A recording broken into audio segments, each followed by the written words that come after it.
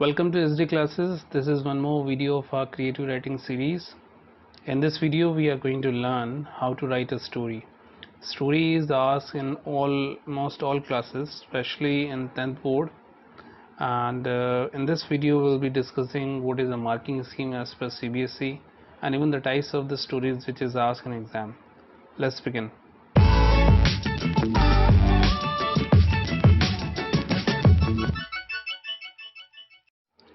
Students, you all know that story is asked in almost every classes. This is a way to check your imagination power as well as your creativity.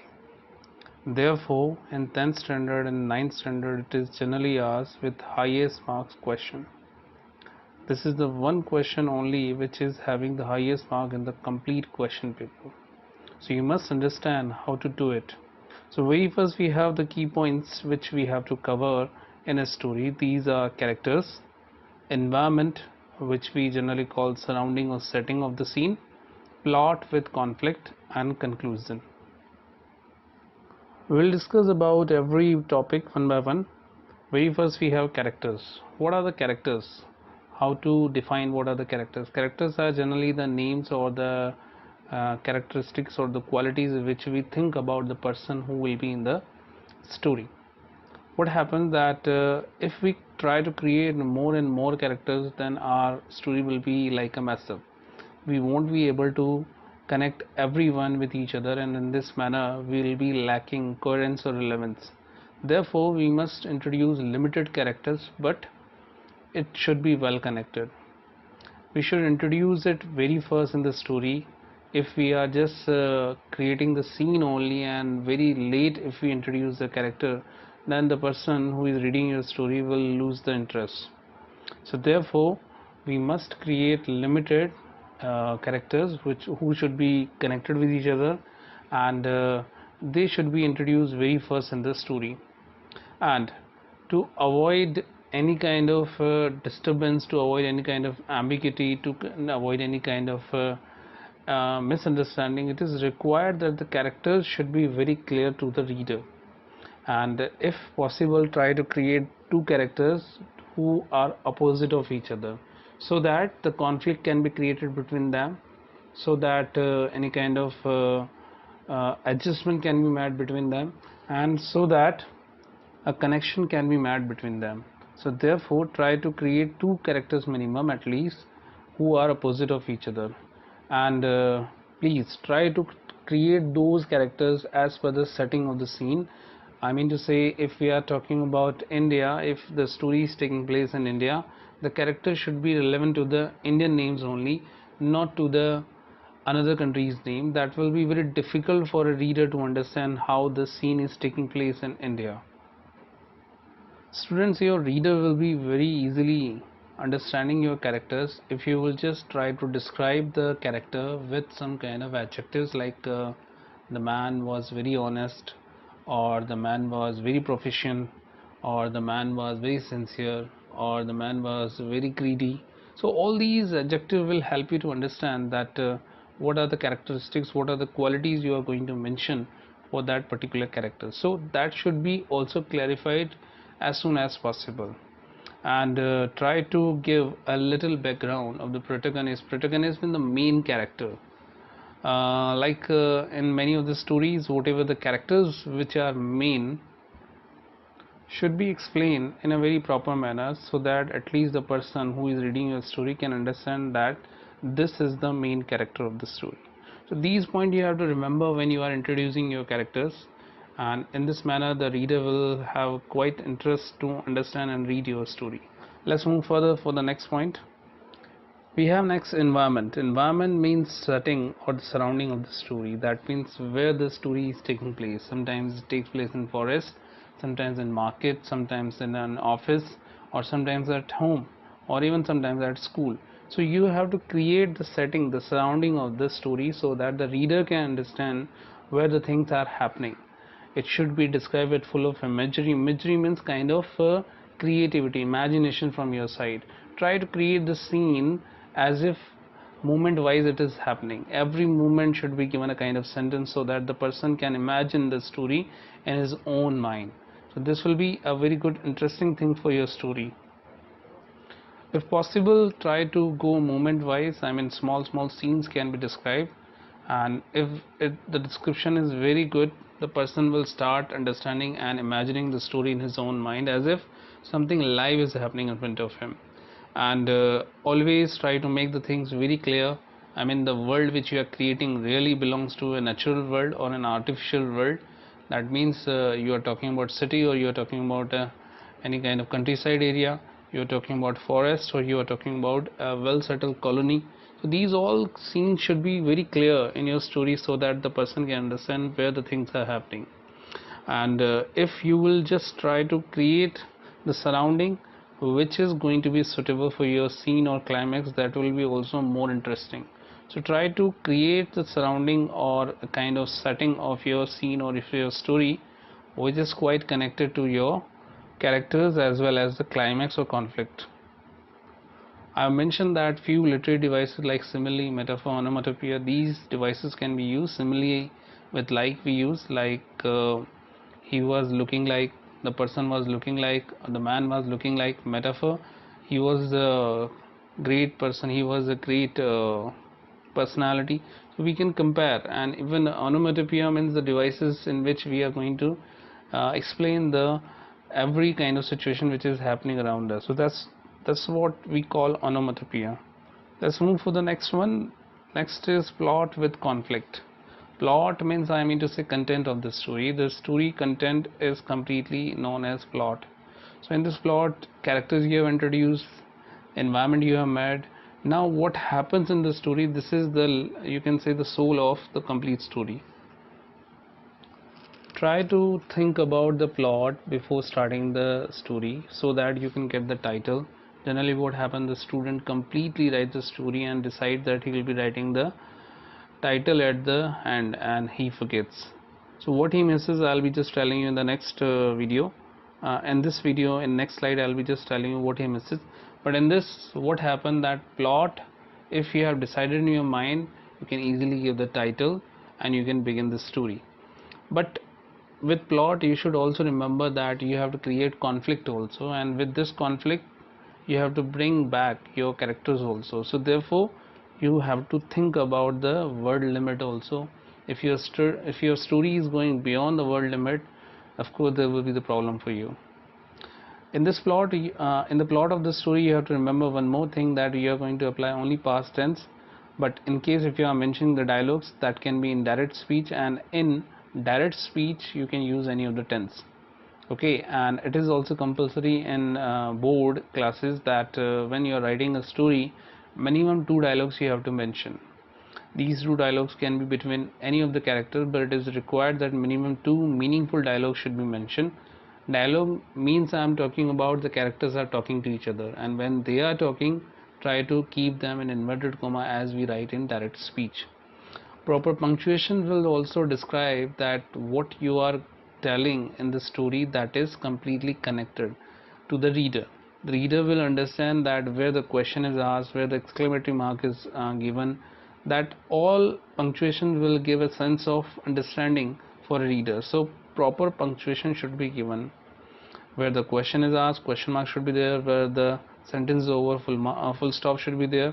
And in the same manner, when there is a surprise or shock, exclamatory mark should be given. And the main important thing, that your story's plot can't be complete without conflict. There should be the problem. Conflict means the problem should be there in the story. Then only the story could be a kind of interesting thing.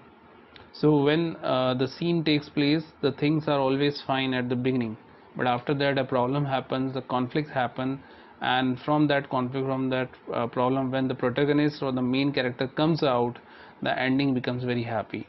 So therefore we must have the conflict, we must have the problem in the story, then only we can move ahead with the story and complete it.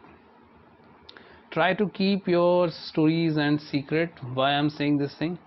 If the story is very simple one, the person can easily understand or guess it, then his interest will not be to read the complete story. So let him guess, let your reader guess the end of the story. And for this, what you have to do, you have to keep creating different scene. The scene are, of course, correlated to each other, but it is taking place where and how it is connecting to another one, that should not be guessed by the reader very easily. Let's move to the next. This is conclusion. Conclusion means the end of the story. It is expected from a story that the story which a student is writing, he must end the story with a joyful mood, with happy mood. So what you have to do that when you create the problem, when you create the conflict, try to bring out that character, try to sort out the problem of the problem, try to sort out the problem which is in the scene, and try to sort out in a manner as if the reader cannot guess. So that shows your sharpness, that shows your understanding, or you can say your intellectual power, imaginary power, by which you can just sort out the thing, and finally you bring the mood, the complete story in a joyful mood. Aristotle, as you have heard about him, he has given a kind of concept for writing a story, that generally in story what happen, that the conflict is, before conflict the scene is in joyful mood, then of course the end is going to be very sad. And in the same manner, if before conflict the scene is very joyful, the end can be sad. Or if the conflict, before the conflict the scene is sad, then the end will be joyful. So this is what we call a reunion or separation kind of thing. That means if there is a reunion before the conflict, then of course the separation will be there, and if separation is there, then of course at the end there should be the reunion. It is expected from the student that he will be reuniting the things, that he will be making the reunion, so that he can give a very happy ending to the story. Okay, so this is what we say about conclusion. And if possible, try to draw a message for the reader at the end of the story. I'm not talking about moral. If you are writing moral or not writing the moral, it doesn't matter, you will be not given any kind of mark for your moral. The moral of this story should be given as a message at the end of the story. It's not required to mention an extra line for moral, because in case if there is spelling or grammatical mistake, then marks will be deducted.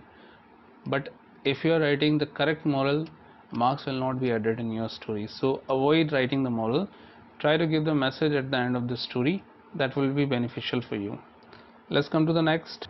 Let's sum up. We have the sequence of the story writing. Beginning, how to begin the story. Never, I suggest never try to start the story with once upon a time or once there was. Try to start the story with some interesting phrase, like Rahul was in hot water. Hot water means the confusing situation, or you can say it was quite calm, the weather was quite good, I was going to office, something happened like this, like that. So try to create the story, try to begin the story with interesting phrase instead of once upon a time or once there was a kind of thing. Next, after beginning, just try to introduce the character. It is very important that as soon as possible try to introduce the characters, go for plot, and finally conclude the story. Next we have very important one, marking scheme as per CBSE board. The story is asked in 10 marks, and the bifurcation of the marking scheme is title is of 1 mark, which is generally missed by a student because he plans that he would be writing the story, he would be writing the title of the story at the end of the story, and he forgets about it. So that's why his 1 mark is deducted there. Second thing is about the title. Title should be relevant to the story only. Okay, and the best thing I can suggest you for the title, that try to give the title with adjective and noun, like honest man, greedy dog. So these are the suggestion, means adjective plus noun if you are adding, then your title will be ready. Underline your title and try to write in capital letters. The content, that means the plot, is of 5 marks. As I told you, this is the soul of the story, so this is the main important thing, it should be of 5 marks. Fluency means the thing should be, the story, the characters, the plot, everything should be well connected. So this is for the fluency. And accuracy it is for your spelling mistake or grammatical mistake. In this manner 10 marks are divided. This is the bifurcation of marks as per the CBSE. Last we have the practice exercise. This is a question which has been given in CBSE 2018. So this is the one type of story. What is the type? I'm just going to tell you. This is the first type. What happens that a sentence is given, or kind of 2-3 sentences are given, and it is expected that you have to complete the story. So like we have these two sentences, and after two sentences dot dot is given. That means you have to complete the story. This is the part of the content, so you cannot miss it. You cannot change anything in this. This will be same as it is. You have to use in your story. It doesn't matter that at the beginning, at the middle, or at the end, wherever you like, you can use these two sentences which are given in the question, but should be used as it is. And the dot dot is given. That means you can connect anything, any kind of sentence, any of the part of the sentence you can connect with this. So this is one type of story in which generally the student who has a very good imaginary power, he can just go ahead and complete it, and the student who is lacking the imaginary power, he will be stuck in the story. Let's move to the second type of story. Here there is one more question which was asked into CBSE 2018.